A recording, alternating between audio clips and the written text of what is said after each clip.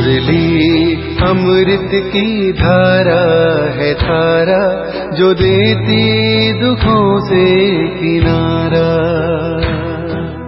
मुरली अमृत की धारा है धारा, जो देती दुखों से किनारा। भूले जीवन में हो जाए शिव बाबा मुरली में समझाए। ओम शांति। आज की तारीख है 15 नवंबर 2021 की साकार मुरली। बाबा के महावाक्य। मीठे बच्चे, बाप द्वारा जो नॉलेज मिली है वह बुद्धि में कायम रखनी है। सवेरे सवेरे उठ सब दर्शन चक्करधारी बन विचार सागर मंथन करना है। प्रेषण। इस ईश्वरीय पढ़ाई का लाभ कौन सा है, उसके लिए कौन सा डायरेक्शन मिला हुआ है। उत्तर। इस ईश्वरीय पढ़ाई का लाभ है नियमित पढ़ना, कभी ना पढ़ना, यह लॉ नहीं है। बाबा ने पढ़ाई के लिए बहुत प्रबंध दिए हैं। पढ़ाई यानी मुरली यहाँ से पोस्ट में जाती है। 7 दिन का कोर्स लेकर कहाँ भी पढ़ सकते हो। पढ़ाई कभी मिस नहीं करनी है। गीत। ओम नमो शिवाय।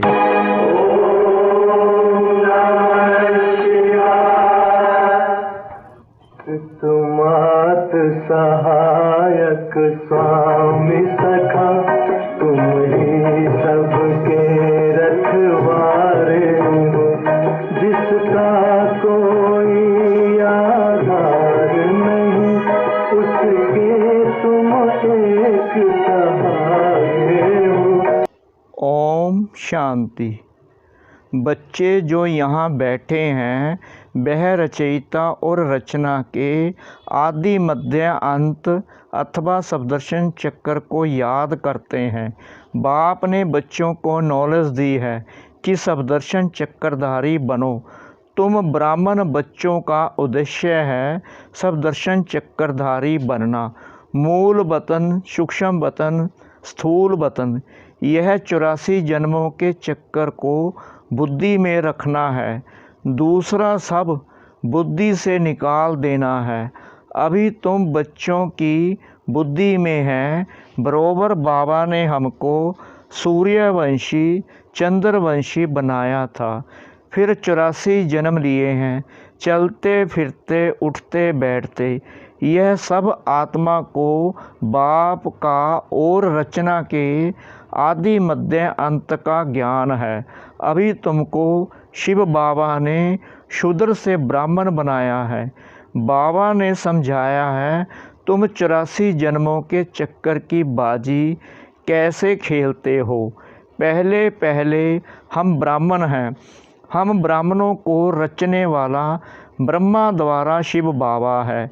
रचता और रचना के ज्ञान से ही तुम सब दर्शन चक्रधारी बनते हो। यह नॉलेज बुद्धि में कायम रखनी है। सुबह को उठकर सब दर्शन चक्रधारी बन बैठ जाना है। हमने अपने 84 जन्मों के चक्कर को जान लिया है। हम सब आत्माओं का रचयिता बाप एक है। कहते भी हैं हम सब भाई भाई हैं। हमारा बाप यह निराकार परम पिता परमात्मा है। परम धाम में रहने वाला है। हम भी वहाँ रहते थे। वह हमारा बाबा है। बाबा अक्षर बहुत लवली है। शिव बाबा के मंदिर में जाकर कितनी पूजा करते हैं, बहुत याद करते हैं। बाप कहते हैं मैं तुमको मनुष्य से देवता, तुच्छ बुद्धि से स्वच्छ बुद्धि बनाता हूँ। तुच्छ बुद्धि अर्थात क्षुद्र बुद्धि से स्वच्छ बुद्धि बनाया था, अर्थात ऊंच बुद्धि, पुरुषोत्तम बुद्धि बनाया था। सभी पुरुष स्त्री इन लक्ष्मी नारायण को नमन करते हैं, परंतु यह नहीं जानते यह कौन है, कब आए, क्या किया, बाप ने समझाया है यह भारत अविनाशी खंड है, क्योंकि अविनाशी बाप परमपिता परमात्मा की भी जन्मभूमि है। पतित पावन सर्व के सद्गति दाता का जन्म स्थान है, तो यह हुआ बड़े से बड़ा तीर्थ स्थान।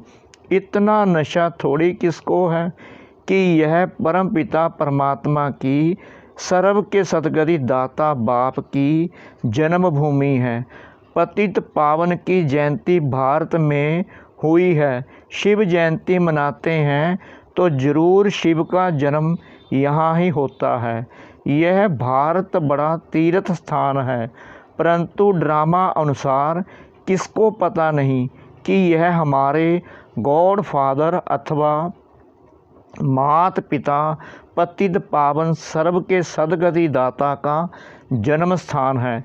इसलिए भारत भूमि को वंदे मातरम कहते हैं, अर्थात इस भूमि पर यह बच्चियां जो श्रीमत से भारत को स्वर्ग बनाती हैं, उनको यह नशा रहना चाहिए कि श्रीमत पर हम कल्प कल्प भारत को पैराडाइज बनाते हैं। जो जितना श्रीमत पर चलेंगे उतना ऊंच पद पाएंगे। भारतवासियों ने कल्प की आयु लाखों वर्ष लिख दी है। तुम जानते हो बाबा जिसका यह भारत जन्म स्थान है, उसने जो धर्म स्थापन किया उसकी है गीता। गीता किसने गाई यह भारतवासी भूल गए हैं। कितना फर्क हो गया है। कहाँ निराकार शिव, कहाँ श्री कृष्ण। तुम जानते हो कृष्ण की आत्मा जो गोरी थी वह अब बहुत जन्मों के अंत के जन्म में तमो प्रधान बन गई है। फिर इनमें प्रवेश कर इनको सो श्री कृष्ण गोरा बना रहा हूँ। इसलिए कृष्ण को सावरा और गोरा, श्याम और सुंदर कहते हैं। यह सतयुग का पहला नंबर सुंदर प्रिंस था। इनकी महिमा है मर्यादा पुरुषोत्तम, अहिंसा परमो धर्म। भारतवासी यह नहीं जानते कि राधे कृष्ण और लक्ष्मी नारायण का आपस में क्या संबंध है। बाप कहते हैं अब तक तुम जो कुछ पढ़ते आए हो उनमें कोई सार नहीं है। अब तुम सम्मुख बैठे हो, जानते हो बाबा 5000 वर्ष के बाद हमको फिर से राजयोग की शिक्षा दे रहे हैं। सारी दुनिया कहती है कृष्ण ने गीता सुनाई। बाप कहते हैं कृष्ण में सृष्टि के आदि मध्य अंत का ज्ञान ही नहीं है। कृष्ण की आत्मा ने आगे जन्म में यह ज्ञान प्राप्त किया है, अब कर रहे हैं, जिसका नाम मैंने ब्रह्मा रखा है। उनके बहुत जन्मों के अंत के जन्म में मैं प्रवेश करता हूँ। तुम मरजीवा बने हो ना। तुम्हारे अव्यक्त नाम भी रखे थे, अब नहीं रखते, क्योंकि बहुतों ने फारगति दे दी। बाप का बनकर नाम रखाकर भाग जाएं, यह तो शोभता नहीं है, इसलिए नाम देना बंद कर दिया है। अब तुम ब्राह्मण बने हो, प्रजापिता ब्रह्मा के बच्चे, शिव बाबा के पोत्रे हो। बाप कहते हैं वर्षा तुमको मुझसे लेना है तो मुझे याद करो। इनका यह बहुत जन्मों के अंत का जन्म है। सूक्ष्म वतन में जो ब्रह्मा दिखाते हैं वह तो पावन है। सूक्ष्म वतन में प्रजापिता तो हो नहीं सकता।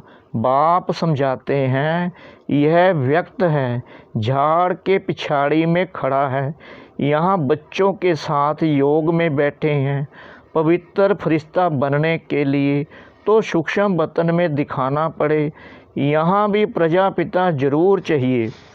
यह अव्यक्त, यह व्यक्त, तुम भी फरिश्ते बनने आए हो। इसमें ही मनुष्य मूंझते हैं, क्योंकि यह है बिल्कुल नया ज्ञान। कोई भी शास्त्र आदि में यह ज्ञान है नहीं। भगवान एक है, ऊंच ते ऊंच निराकार परम पिता परमात्मा, सब आत्माओं का बाप। उनके रहने का स्थान है परम धाम।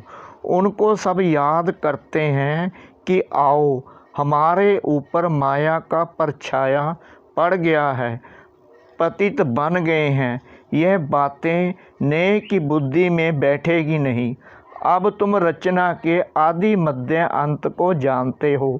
सतयुग में हम बहुत थोड़े राज्य करते थे, वहाँ अधर्म की बात हो नहीं सकती। शास्त्रों में कितनी बातें लिख दी हैं, परंतु उनमें कोई सार नहीं है। सीढ़ी उतरते उतरते अब अंत में आकर पतित बने हैं। अब तुम जंप करते हो, उतरने में 84 जन्म लगे। जंप सेकंड में करते हो। तुम बच्चे अब राजयोग सीख रहे हो, फिर शांति धाम में जाकर सुख धाम में आ जाएंगे। यह है दुख धाम। पहले तुम आए हो तो बाप भी पहले पहले तुमसे मिलते हैं। यहाँ बाप और बच्चों, आत्मा और परमात्मा का मेला लगता है। हिसाब है ना। हमको 5000 वर्ष हुए बाप से विदाई लिए। पहले पहले स्वर्ग में पाठ बजाया, वहाँ से पाठ बजाते बजाते तुम नीचे उतरते आए हो। अभी तुम बाप के पास आ गए हो। बाकी थोड़ी बहुत जो होंगे वह भी आ जाएंगे। फिर तुम्हारी पढ़ाई ख़त्म हो जाएगी। सबको यहाँ आना है। वहाँ जब खाली हो जाएगा फिर बाबा सबको ले जाएगा। यह समझने की बातें हैं। पढ़ना है। स्कूल में कभी जाना कभी ना जाना यह लॉ नहीं है। बाबा ने पढ़ाई के लिए बहुत प्रबंध भी दिए हैं। नहीं तो कभी भी किसके पास पढ़ाई पोस्ट में नहीं जाती है। यह बेहद बाप की पढ़ाई पोस्ट में जाती है। कितने कागज़ छपते हैं, कहाँ कहाँ जाते हैं। 7 दिन का कोर्स लेकर फिर कहाँ भी पढ़ते रहो। इस समय सभी आधा कल्प के रोगी हैं, इसलिए 7 रोज़ भट्ठी में रखना पड़ता है। यह 5 विकारों की बीमारी सारी दुनिया में फैली हुई है। सतयुग में तुम्हारी काया निरोगी थी, एवर हेल्दी एवर वेल्दी थे। अब तो क्या हाल हो गया है। यह सारा खेल भारत पर है। तुमको 84 जन्मों की अब स्मृति आई है। कल्प कल्प तुम ही सब दर्शन चक्रधारी बनते हो और चक्रवर्ती राजा भी बनते हो। यह राजाई स्थापन हो रही है। इसमें नंबरवार पद होंगे। प्रजा भी अनेक प्रकार की चाहिए। दिल से पूछना चाहिए कि हम कितनों को आप समान सब दर्शन चक्रधारी बनाते हैं। जितना जो बनाएगा वही ऊंच पद पाएगा। तुमको बाप माया से युद्ध करना सिखलाते हैं, इसलिए इनका नाम युधिष्ठिर रख दिया है। माया पर जीत पाने की युद्ध सिखलाते हैं। युधिष्ठिर और धृतराष्ट्र भी दिखाते हैं। गाया भी जाता है, माया जीते जगत जीत। कितना समय तुम्हारी जीत कायम रही, फिर हार कितना समय खाते हो यह भी तुम जानते हो। यह जिस्मानी युद्ध नहीं है, न देवताओं और असुरों की युद्ध है, न कौरवों और पांडवों की युद्ध है। झूठी काया झूठी माया, यह भारत झूठ खंड है, सच खंड था। जब से रावण राज्य शुरू हुआ तब से झूठ खंड बन गया। ईश्वर के लिए कितना झूठ बोलते हैं, कितना कलंक लगाते हैं। कलगी अवतार भी गाया हुआ है। सबसे जास्ती कलंक बाप पर लगाते हैं। उसके लिए कहते कच्छ मच्छ अवतार, पत्थर बित्तर में ईश्वर। कितनी गाली देते हैं। क्या यह सभ्यता है? अभी तुमको रोशनी मिली है, तुम जानते हो बाप हमको रचता और रचना के आदि मध्य अंत का राज समझा रहे हैं, जो और कोई नहीं जानते। बाप ही सदगति दाता है। बाप के ज्ञान से सबकी सदगति होती है। बाकी जो खुद ही दुर्गति में हैं, वह कैसे औरों की सदगति करेंगे। तुमको आकर राजाओं का राजा बनाता हूँ। तुम ही पवित्र पूज्य थे, अब आकर पुजारी बने हो। पवित्र राजाओं की अपवित्र राजाएं पूजा करते हैं। सतयुग में डबल सिर ताज थे। भिखारी राजा होते हैं तो सिंगल ताज रहता है। वह भी महाराजा महारानी, परंतु पवित्र को अपवित्र जाकर माथा टेकते हैं। वह भारतवासी पवित्र प्रवृत्ति मार्ग वाले, वही भारतवासी पतित प्रवृत्ति मार्ग वाले बनते हैं। अब बाप कहते हैं तुम्हारा इस मृत्यु लोक में अंतिम जन्म है। अभी मैं आया हूँ तुमको फिर से सतयुग में ले जाने। यह मुसलों की लड़ाई 5000 वर्ष पहले भी लगी थी। यह पुरानी दुनिया खलास होनी है। बाप समझाते हैं गृहस्थ व्यवहार में रहते कमल फूल समान बनना है। कमल फूल समान तुम ब्राह्मण बने हो, परंतु यह निशानी विष्णु को दे दी है, क्योंकि तुम सदैव एक रस नहीं रहते हो। आज कमल फूल समान बनते 2 वर्ष के बाद पतित बन पड़ते हो। तुम्हारा यह सर्वोत्तम कुल है।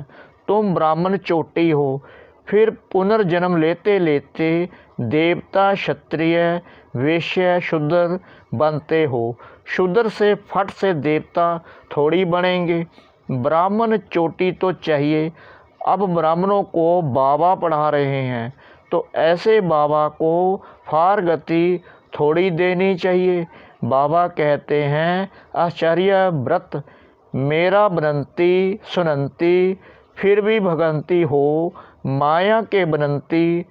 ट्रेटर बनंती मेरी निंदा करावंती, उसको कहा जाता है सतगुरु का निंदक, स्वर्ग का ठोर न पवंती। बाकी यह भक्ति मार्ग के गुरु हैं, वे कोई सदगति दाता नहीं हैं। सभी आत्माओं का बाप टीचर गुरु एक ही निराकार बाप है। वही सबका उद्धार करने आया है। आगे चलकर समझेंगे, फिर टू लेट हो जाएंगे। वह फिर अपने ही धर्म में चले जाएंगे।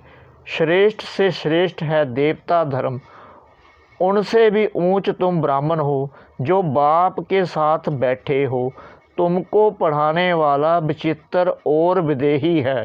बाप कहते हैं मुझे दे नहीं है, मुझे कहते हैं शिव। मेरा नाम बदल नहीं सकता, और सबके शरीरों के नाम बदली होते हैं। मैं हूँ परम आत्मा, मेरी जन्मपत्री कोई निकाल नहीं सकता। जब बेहद की रात होती है तब मैं आता हूँ दिन बनाने। अब है संगम। इन बातों को अच्छी तरह समझकर फिर धारण करना चाहिए, स्मृति में लाना चाहिए। यहाँ तुम बच्चे आते हो, फुर्सत मिलती है, विचार सागर मंथन यहाँ अच्छा कर सकते हो। अच्छा मीठे मीठे सिकिला दे बच्चों प्रति मात पिता बाप दादा का याद प्यार और गुड मॉर्निंग। रूहानी बाप की रूहानी बच्चों को नमस्ते। हम रूहानी बच्चों की रूहानी बाप दादा को श्रद्धा भरी प्रेम भरी नमस्ते। शुक्रिया बाबा, शुक्रिया बाबा, शुक्रिया बाबा इस मीठी मुरली के लिए। धारणा के लिए मुख्य सार। नंबर 1, सर्वोत्तम कुल की स्मृति से गृहस्थ व्यवहार में रहते कमल फूल समान पवित्र बनना है। कभी भी सदगुरु की निंदा नहीं करानी है। नंबर 2, श्रीमत पर भारत को स्वर्ग बनाने की सेवा करनी है। सब दर्शन चक्रधारी बनना और बनाना है। जब भी फुर्सत मिले तो विचार सागर मंथन जरूर करना है।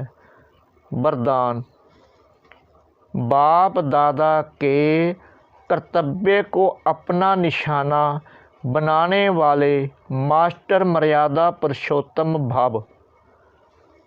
कहा जाता है, अपनी घोट तो नशा चढ़े, दूसरे की कमाई में कभी भी आँख नहीं जानी चाहिए।